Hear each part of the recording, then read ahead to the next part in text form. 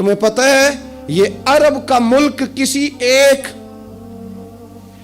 شخص کی حکومت کی جگہ نہیں ہے، یہ کسی خاندان کا نہیں ہے، کسی قبیلے کا نہیں ہے، کسی سیاستدان کا نہیں ہے، یہ عرب شریف تو میرے نبی پاک کا وطن ہے۔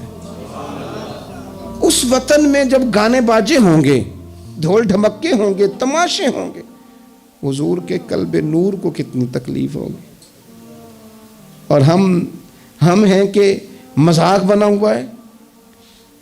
کہاں ہیں وہ لوگ جو روز کہتے تھے موویاں بنا کے غریب لوگوں کو پکڑ کے کہتے تھے یہ فلانی غلط حرکت کر رہا ہے، یہ فلانی، تمہارا فتویٰ غریب کے حق میں اور ہے اور امیر کے حق میں اور ہے۔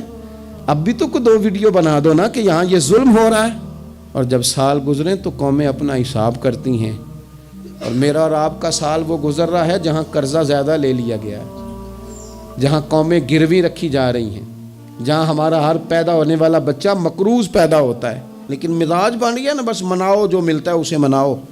یہ کس نے شوق پیدا کیا ہمارے بچوں کے اندر روز شادیوں پہ جانے کا، تیار ہو کے جانے کا؟ کس نے شوق پیدا کیا؟ بڑوں نے۔ نہ مانے بزرگ، بڑوں نے شوق پیدا کیا۔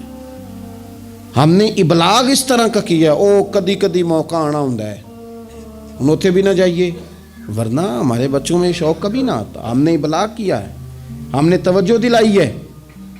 بچے چھٹیاں کر رہے ہیں، یہ ہم پریشان ہیں ان دنوں میں، پیپر بچوں کے قریب ہیں مدرسے کے، اور چوتھے دن کو بچہ درخواست لے کے آ جاتا ہے فلانے کی شادی ہے، فلانے کی شادی ہے۔ میرے ابا جی کہا کرتے تھے، تھوڑے سے ہم بڑے ہوئے تو ابا جی شادی پہ جانا ہے تو کہتے تھے جوان منڈے دا کی کام میں ویاواں تے جانے دا، ہم جائیں گے نا تمہاری اماں جائے گھر رہو آرام سے۔ ہمارے پرانے بزرگ اس طرح کی تربیت کرتے تھے، کہتے تھے تمہارا مطلب کیا، اس شادی پہ تم نے کیا کرنا ہے؟ اور یہاں سارا کام ہی بچے اور بچیوں کو دے دیا گیا، بچے اور بچیوں کو، اور تیار کر کے نہیں جاتا۔ کسی خاص جگہ پہ کوئی مجبوری ہو جائے، قربت اتنی زیادہ ہو کہ رہا نہ جائے، تو کبھی نکاح پڑھانے کے لیے جاؤں نا تو بس میرے کانوں سے آواز ٹکراتی نہیں، لیکن میں سمجھ جاتا ہوں کہ کیا باتیں گونج رہی ہیں۔ اور پردہ ہی کر لو تھوڑا سا، وہ کہتے ہیں پردہ، یہ بچی کے نکاح کی مووی نہ بنی تو فلم ہی نہیں مکمل ہوگی۔ اس خوشی کے موقع پر بھی آپ یہ کہہ رہے ہیں کہ لو جی پردہ کرو اور دوپٹہ لو، تو اتنے پیسے دیے وہ بیوٹی پارلر والے کو، وہ کدھر جائیں گے؟ کون ہیں یہ لوگ سارے؟ میں اور آپ نہیں ہیں، ہم ہی تو ہیں یہ سارے۔ یہ کس پر تنقید کر کے ہم چپ کر گئے ہیں؟ ہم سارے خود ہیں، اور ہم سب مل ملا کے اس سوسائٹی کا حصہ بنتے جا رہے ہیں۔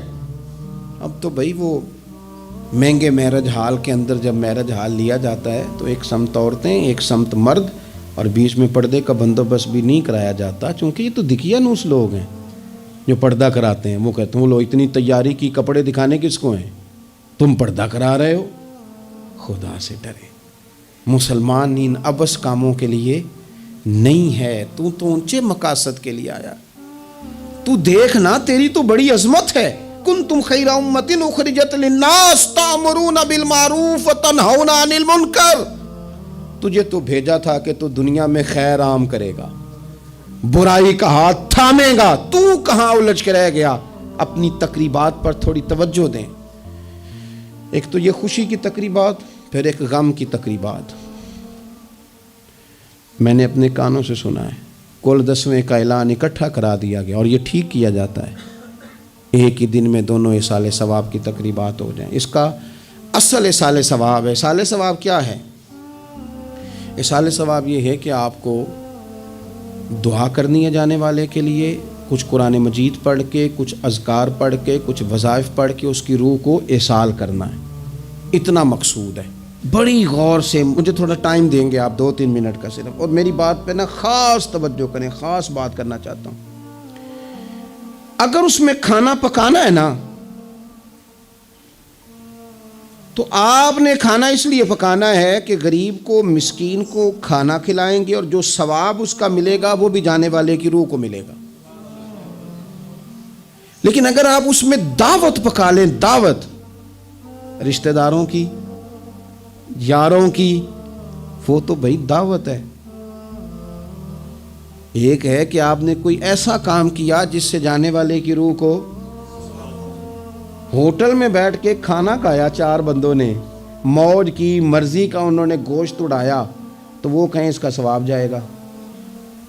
یہ جو دعوت کا لفظ ہے نا کہ دعوت کی، امیر لوگ سارے اکٹھے کیے، رشتہ دار، دوست احباب، سیاسی سب آ گئے، اب آپ نے وہ دعوت کی اور نام آپ نے ختم شریف کا دے دیا. آپ تھوڑی گہرائی سے سوچیں کہ یہ ختم بنتا ہے؟ ویسے ذہن قبول کرتا ہے کہ یہ ختم شریف ہے؟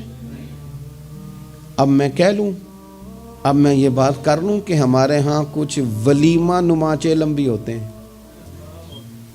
ولیمہ نما چہلم، وہ ٹائٹل چہلم کا ہے اور اندر جا کے دیکھو تو ماحول سارا ولیمے کا ہے.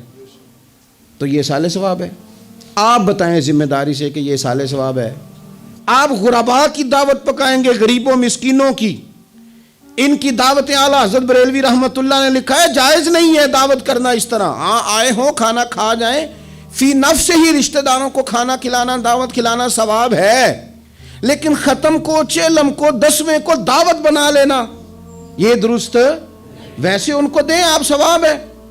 لیکن ہمارے ہاں تو مطلب عجیب سا ایک ماحول ختم شریف، یعنی کل 10ویں کا اکٹھا اعلان ہو گیا، میں موجود تھا تو کہنے لگے ویکھو انہیں پیسے لگے جے بچان. خدا کے بندو یوں تو نہ کرو. ایک ان کا والد چلا گیا، والدہ چلی گئی، کوئی عزیز چلا گیا، اور دوسرا یہ کہ آپ یہ بتائیں گھر سے روٹی نہیں ملتی، صرف ختم کی ملتی ہے. اتنی چھوٹی سوچ کون پیدا کرتا ہے؟ یہ تو ماحول میں ہی ایسی باتیں نہیں ہونی چاہیے. میں آپ کو کہہ رہا ہوں، میں مولوی صاحب ہو کے، مسجد کا خطیب ہو کے، حالانکہ چہلم پہ ڈیوٹی مولوی صاحب کی ہے، ان کو تو موقع ملنا ہے 10ویں کا بھی، چہلم کا بھی، کل کا بھی، لیکن مولوی کا بھی تو کل ہونا ہے نا. اسے بھی تو خیال کرنا چاہیے کہ جو چیزیں درست ہیں صرف اتنی درست ہیں، حد بندی سے باہر جائے تو چیز ٹھیک نہیں رہتی. اس لیے ان تقریبات کو بھی یقین کریں. کل شریف پہ ماحول دعوت کا نہ ہو. میں آپ کو ذمہ داری سے کہتا ہوں، کسی کا باپ فوت ہو جائے تو جتنی اچھی دعا وہ مانگ سکتا ہے، درد سے اتنی کوئی اور نہیں مانگ سکتا. لیکن وہ تو دعوت پکا رہا ہے نا، وہ تو دیگوں پہ ہے، وہ تو ٹینٹ کا سامان اکٹھا کر رہا ہے، وہ تو ترتیب لگا رہا ہے. اور میں ذمہ داری سے کہتا ہوں، کل سے پہلے 10ویں کے بعد، چہلم کے بعد بیٹوں کی لڑائی ہوتی ہے کہ خرچہ زیادہ ہے، تم حصہ نہیں پورا دے رہے. یہ سال ثواب ہے؟ تیرے ذمہ 25,000 ہے، تیرے ذمہ 30,000 ہے، یہ سال ثواب ہے؟ یہ غلط چیز ہے. کیونکہ آپ، ایک ماحول ہے دعوت کا، ایک ماحول ہے دعا کا، ان دونوں میں فرق ہے. جہاں دعا کا ماحول ہوگا نا، وہاں نہیں یہ ٹینٹوں کا چکر، روٹیوں کا چکر، یہ آنے جانے والوں کا چکر، میرج حال، وہاں نہیں. وہاں تو لوگ قرآن شریف پڑھیں گے، وہاں تو گھر والے بھی بیٹھ کے تسلی سے تسبیح کریں گے، اور پھر تسلی سے آنسوؤں سمیت رب کی بارگاہ میں دعا کریں گے. دعوت اور دعا کا ماحول ہی الگ الگ ہے. اس لیے جو ہماری تقریبات اصال ثواب کی ہیں. اور پھر میں آپ سے عرض کروں، امیر بڑے بڑے چہلم کرتے ہیں، غریبوں کو مشکل میں ڈال دیتے ہیں. مشکل میں پتہ نہیں بیچاروں کا بیماری پہ کتنا کو خرچ ہو گیا ہے، کہاں کہاں سے قرضہ اٹھایا ہے، کتنی تکلیف صحیح ہے. پھر آپ نے کل شریف پہ بھی بہت بڑا اہتمام کا کہہ دیا، پھر 10ویں پہ بھی کہہ دیا، پھر چہلوں پہ بھی کہہ دیا. نہیں، کچھ لوگ زبان سے کہتے لیکن بڑی تکلیف میں آ جاتے، بڑی آزمائش، بڑی ساری دکھ بھرا معاملہ ہوتا ہے.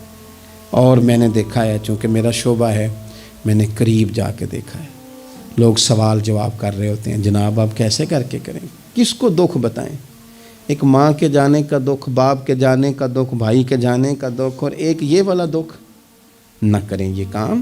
ہمارا دین جہاں ہمیں تکلیف نہیں دیتا، اپنے آپ کو تکلیف میں نہ ڈالیں. اصال ثواب ضرور کریں، فی نفس ہی اس کا بہت اجر و ثواب ہے، لیکن مشقت والا کام میں درد سے کہ غریبوں کا بھلا کر دو، اور ان کو جا کے مشورہ دو کہ یار مہربانی کرو، ایک ہی ختم کافی ہے. بڑا ختم کل والے دن ہو گیا، اب جائیں لوگ اپنے گھروں کو. چہلم والے دن بس ٹھیک ہے. میں تو آپ کو مشورہ دوں گا کہ آپ کسی مسجد میں، گھر سے سارے لوگ چلے جائیں، مسجد کے نمازی بیٹھے ہیں، وہاں جا کے آپ کہیں جناب قاری صاحب یہ تھوڑا ختم شریف پڑھ دیں. آپ کو بہت بڑا اعلان کرانے کی بھی ضرورت نہیں، آپ ختم شریف پڑھ دیں. دیکھو نا میرے نبی پاک صلی اللہ علیہ وسلم، اللہ کرے حضور کی ادائیں نور بن کے ہمارے دلوں میں اتر جائے اور وہ نہ اندر رہ جائیں ہمارے. یہ دیکھو اصال ثواب. حضرت سیدنا سعد بن معاذ رضی اللہ تعالیٰ عنہ کا وصال ہو گیا، قربان جائے. نصیب دیکھو، حضور ان کی قبر پر کھڑے ہو گئے. قبر میری تے میرے اپیرا جے کر پاویں پھیرا. حضور قبر پہ کھڑے ہو گئے اور پھر نبی کریم نے تسبیح پڑھی، پھر تحلیل پڑھی، پھر تکبیر پڑھی، دیر تک پڑھتے رہے. پھر حضور نے پتہ کیا فرمایا؟ فرمایا تمہارے بھائی کی قبر تنگ ہو گئی تھی، میں نے تسبیح پڑھی ہے تو اللہ نے کشادہ کر دی ہے، کھول دی ہے قبر. تو جاؤ نا ابا جی کی قبر پہ، پڑھو نا وہاں اللہ اکبر.